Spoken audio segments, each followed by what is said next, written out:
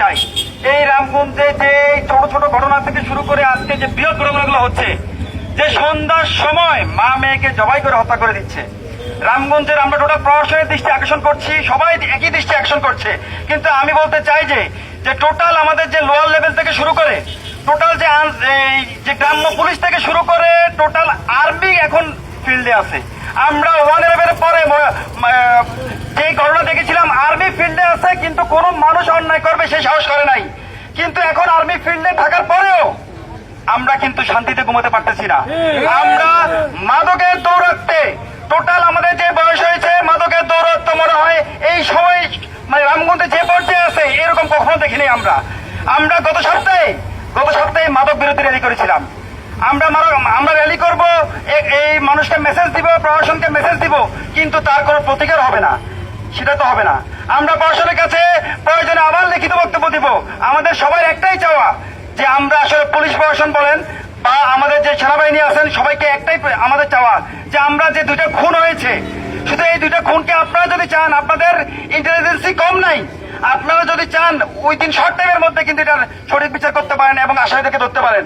এবং শুধু আসামি ধরেই নয়, যে আসামিকে দ্রুত বিচারের আওতায় আনতে হবে এবং এমন দৃষ্টান্তমূলক শাস্তি দিতে হবে যেন রামগঞ্জে আর কেউ সাহস করতে না পারে এরকম ঘটনার জন্য। আমরা চাই আসলে যে মাদকের ভয়াবহতা, আমরা মাদকের ভয়াবহতা বলে শেষ করতে পারবো না। রামগঞ্জের এমন কোন অলি গলি নাই যেখানে মাদক পৌঁছে নাই। আমরা যে কিশোর গ্যাংয়ের দৌরাত্ম কাউকে বলা যায় না, মান সম্মান নিয়ে কেউ হাঁটতে পারে না। সেই কিশোর গ্যাং নিয়ে আসলে অনেক বক্তব্য আছে, কিন্তু কাউকে কোনো প্রতিকার করতে দেখছি না। আমরা একই ঘটনা আসলে পুনরাবৃত্তি বারবার দেখছি। আমরা দেখছি যে রামগঞ্জের কোন বাজারের ব্যবসায়ীরা চুরি ডাকাতি থেকে রেহাই পাচ্ছে না। আমরা দিনের বেলায় থানার সামনে থেকে এখন সিএনজি নিয়ে যাচ্ছে, মোটরসাইকেল নিয়ে যাচ্ছে। তাহলে কোন জায়গাটা ঠিক আছে? কোন একটা জায়গায় আমরা পাচ্ছি না যে মানুষ শান্তিতে পাচ্ছে। তা আমরা কি সেটা চিন্তা করবো যে বাংলাদেশের যে 24-এর আন্দোলন হয়েছে সেই 24-এর আন্দোলন পরে আমরা ভুল করেছিলাম? আমাদের প্রশাসন কি মেসেজ দিচ্ছে? প্রশাসন নাকি আমরা এটা চিন্তা করতে পারি প্রশাসন এখনো সেই দৌরাত্মকে টিকে রাখতে চাচ্ছে যে না আমরা আগেই ভালো ছিলাম। আমরা যদি সেটাকে ভালো চিন্তা করি, সেই অবস্থানকে চিন্তা করি, তাহলে তো আমরা সেটা চাচ্ছি না। এই যে স্বেচ্ছাসেবী যে ছেলেরা এখানে উপস্থিত হয়েছে, দল মত নির্বিশেষে সবাই রামগঞ্জকে শান্তি দেখতে চায়। এখানে কোন মানুষ যে অনেকগুলো স্বেচ্ছাসেবী সংগঠন আছে, যদি প্রশাসন এই সবাইকে চায় সাথে নিয়ে মোকাবেলা করবে, প্রত্যেকটা ছেলে রক্তবিন্দু দিয়ে রক্ত দিয়ে নিজের এলাকাটাকে সেভ করবে ইনশাআল্লাহ। সন্ধ্যা হয়ে গেছে, আমরা ওসি মহোদয় থেকে শুরু করে সবাইকে আহ্বান জানাবো, আপনারা প্রত্যেকটা মানুষকে নিয়ে বসেন। মানুষ কিন্তু শান্তিতে নাই, মানুষকে একটু শান্তিতে থাকার ব্যবস্থা করেন। রাতে যদি মানুষ সন্ধ্যার পরে প্রত্যেকটা পরিবার চিন্তা করে তাড়াতাড়ি তার ছেলে যেন ঘরে চলে আসে, কি জানে কোনো দুর্ঘটনায় পড়ে কিনা। আমরা সবাইকে প্রশাসনকে আবারই অনুরোধ করছি, আমরা নির্দেশদাতা না, আমরা মানুষের মানবিক বোধ থেকে এই স্বেচ্ছাসেবীরা আজকে উপস্থিত হয়েছে যে না আপনারা অবশ্যই প্রতিকার করেন। এই স্বেচ্ছাসেবীরা অল টাইম আপনাদের পাশে আছে। সবাইকে ধন্যবাদ এবং আজকে প্রোগ্রামে আসার জন্য সবাইকে ধন্যবাদ জানিয়ে প্রোগ্রাম শেষ করছি। আসসালামু আলাইকুম রহমতুল্লাহ। প্রিয় দর্শক, রামগঞ্জ উপজেলায় আলোচিত মাওমের যে হত্যাকাণ্ডটি হয়েছে, দোষীদের জড়িতদের দ্রুত গ্রেফতার ও বিচারের দাবিতে মানববন্ধন করেছে রামগঞ্জের স্বেচ্ছাসেবী সংগঠন।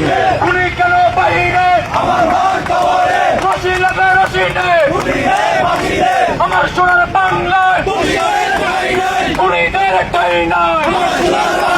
71-এর বাংলায় 24-এর বাংলায় এই রামগঞ্জে হবে না। আমার মা মরল কেন? প্রশাসন জবাব চাই। আমার বোন মরল কেন? প্রশাসন জবাব চাই। ওই আমার মা কবরে, খুনি কেন বাইরে? আমার বোন কবরে, খুনি কেন বাইরে? একটা একটা খুনি দর, দয়া দয়া জয় কর, একটা একটা খুনি দর। আমার সোনার বাংলায়, আমার সোনার বাংলায় এই রামগঞ্জে হবে না খুনিদের ঠিকানা, এই লক্ষ্মীপুরে হবে না 24-এর বাংলায়, 71-এর বাংলায়। দর্শক, আপনারা দেখছিলেন আমরা আসলে প্রশাসনের কাছে আশা করি এবং প্রত্যাশা করি এই এবং খুনিদের অতি এখানে শীঘ্রই গ্রেফতার করবে।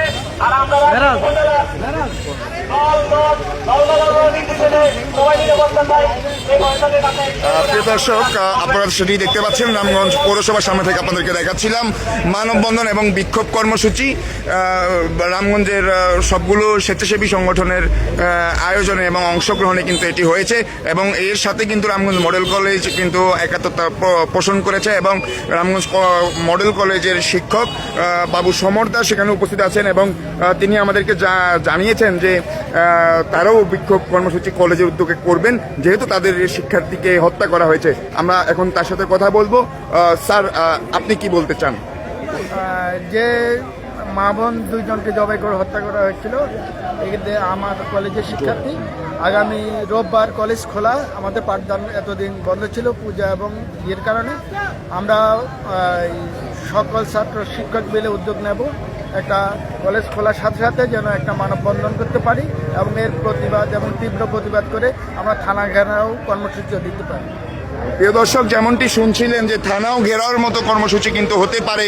তারা দ্রুতই জড়িতদের গ্রেফতার এবং দৃষ্টান্তমূলক শাস্তির দাবি করেছেন, সেটি আপনাদেরকে দেখাচ্ছিলাম রামগঞ্জ পৌরসভার সামনে থেকে। আজকে রামগঞ্জ পৌরসভার সামনে রামগঞ্জ উপজেলার বিভিন্ন স্বেচ্ছাসেবী সংগঠন কিন্তু মানববন্ধন করেছে। আপনারা সেটি সরাসরি দেখতে পেলেন রামগঞ্জ সমাচারের পর্দা থেকে।